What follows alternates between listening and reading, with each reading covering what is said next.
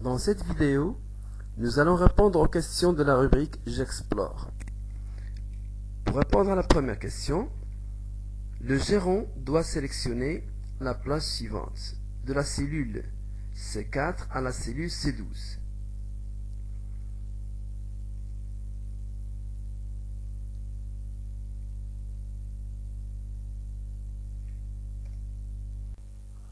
Nous allons calculer maintenant le taux de vente.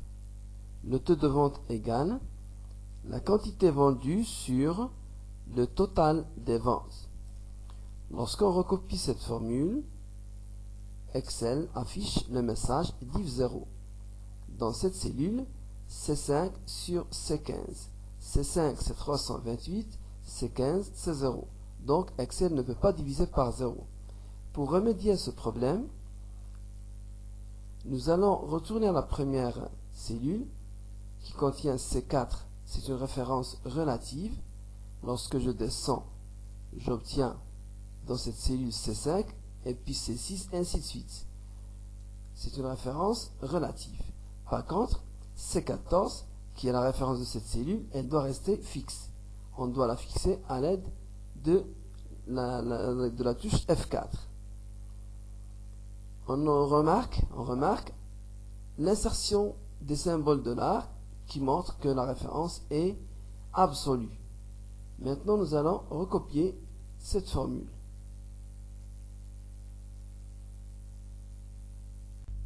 Pour trouver les livres ayant un taux de vente inférieur à 10%, le gérant doit utiliser le filtre automatique.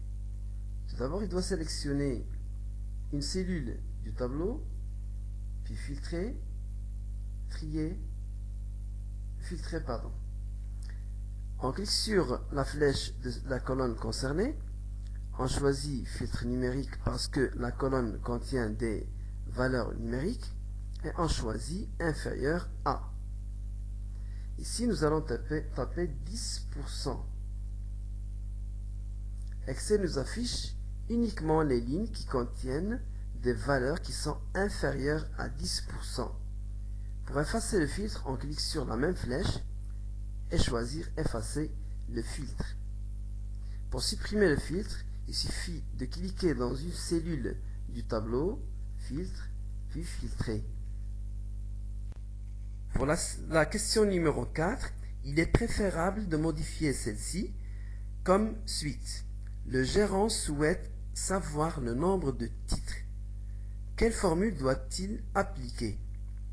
La formule que doit appliquer le gérant, il a le choix entre NB et NBval. S'il a choisi NB, il va sélectionner la plage qui contient des nombres, parce que NB nous donne le nombre de cellules contenant des nombres.